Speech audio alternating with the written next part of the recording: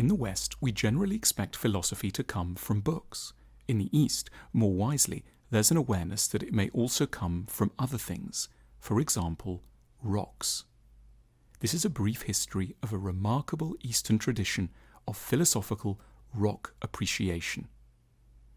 826 AD, Tang Dynasty, Lake Tai, Jiangsu Province, China. A middle-aged gentleman is taking a stroll around a large lake on the Yangtze Delta plain in eastern China when something on its shore catches his eye. It's an apparently trivial yet momentous discovery, a pair of oddly shaped rocks. This is perhaps no less than the founding moment in Chinese petrophilia. This cultivated pedestrian is someone special, after numerous ups and downs in his career as a state official, including periods of imperial disfavor and exile. Bai Zhu has finally made it. He's been appointed prefect of the nearby city of Shuzhou. He also happens to be one of China's major poets. It's not a chance combination of talents.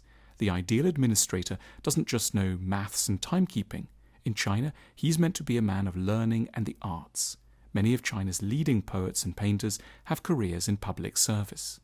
So struck is Bai Zhu by these rocks, with their twisted angles and perforations, that he has them taken back home to Shuzhou. Soon after his return, he sits down and writes a poem about them, A Pair of Rocks. Bai Zhu starts by admitting that the rocks are not typically beautiful. Dark, sallow, two slates of rocks, their appearance is grotesque and ugly. They're also covered in dirt and begrimed with smoke, their cavities thick with green moss. He describes himself washing and scrubbing them. So just what is the value of these unprepossessing specimens? Taoism, which began as a philosophy in ancient China before turning into a popular religion, cherishes nature, and it's evidence of nature's force that Bai Zhu welcomes in these rocks.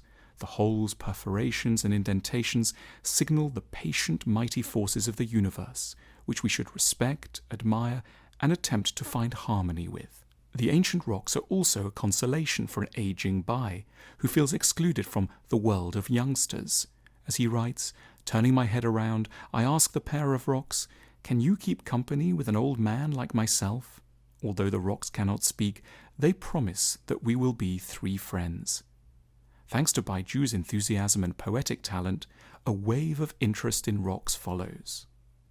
12th century AD, Northern Song Dynasty, Wuwei District, China. Mi Fu, another rather eccentric scholar official, has just been appointed as a magistrate in Wuwei County. On arrival, he has to pay an important social visit. He's been invited to meet and greet all the other important administrators with whom he'll be working. They stand waiting for him in the front garden of the official residence. But as he walks towards them, they're shocked at a sudden breach of protocol on his behalf. For he's been stopped in his tracks by an unusually large rock in the garden. Instead of offering his respects to his hosts, Mi Fu turns and bows ceremoniously to the rock, then addresses it as Elder Brother Rock, and makes an elaborate speech in its honor. Only after fully expressing his devotion to this amazing rock does Mi finally turn to his flabbergasted hosts. It was this story that earned Mi Fu his sobriquet, Crazy Mi, and captured the imagination of East Asia's painters, for whom Mi Fu and Elder Brother Rock remained a favorite image for centuries to come. Mi Fu goes on to write a treatise on rocks that enumerates 4 main aesthetic qualities he detects in them. Shu, an elegant and upright stature. Zhu, a wrinkled and furrowed texture. Lu, or cracks that are like channels or paths through the rock. And Tu, the holes in the rock that allow air and light to pass through. In the 11th and 12th century Chinese Northern Song Dynasty, the passion for collecting rocks among scholar officials like Mi Fu takes off in earnest. Stones are mounted on wooden bases and placed on desks as constant sources of inspiration. The decorative stones become known as gongxi, spirit stones, popularly mistranslated as scholars' rocks in English. Their peculiarly twisted shapes are admired as evidence of the qi energy that is believed to animate nature and the human body alike. Any cultivated person is expected to have an appreciation of rocks. They're valued quite as highly as any painting or calligraphic scroll. During the Song dynasty, the most favoured rocks are quarried from the limestone of Lingbi in the northern Anhui province. Lingbi rocks are dark black and glossy in texture. January 1127 AD, end of the Northern Song dynasty, Kaifeng, northern China. The imperial capital of China, Kaifeng, is under siege and about to fall to the Jurchens, a nomadic people from Manchuria. Soon the Song Emperor Huizong will be taken captive and forced to abdicate, while his son, Quinzong, will flee to the south to establish a new court and the southern Song dynasty. China will be split in two. In these desperate final days of the northern Song, the order is given for the trees in Huizong's spectacular imperial garden at Kaifeng to be cut down for firewood, and for its incredible array of fabulous rocks to be pulled out of the ground and used in catapults against the invaders. It's a sad end to what was reputed to have been one of the most remarkable gardens in world history. The royal park is said to have been teeming with striking rocks, but Emperor Huizong's passion for rocks has clearly got rather out of hand and explains his neglect of security issues. Huizong had in previous years appointed a royal official to explore the whole of China in search of precious rocks for his garden. Tales abounded of his official's abuses. It's said that he dismantled a bridge to let boats with huge rocks pass by on a particular canal. A love of rocks appears to have hastened the collapse of the Northern Song Empire. 1450, Muromachi period, Japan. In 15th century Japan, a new type of rock garden develops. As with much in Chinese culture, the obsession with rocks has crossed over to Japan, but has been adapted there in a particular way. In Japan, the spirit rocks are called suseki, and the Japanese favour much more subdued, smooth rocks than the Chinese.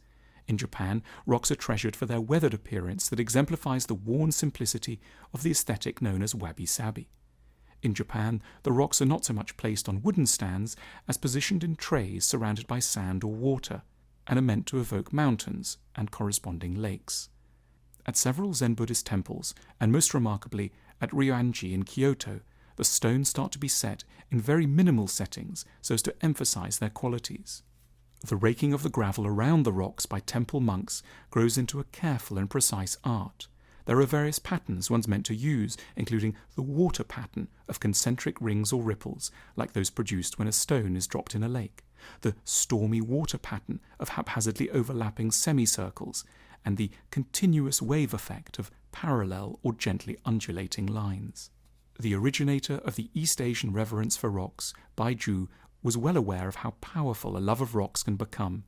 In his essay, Account of the Lake Tai Rock, he speaks of an addiction that some rocks can bring about.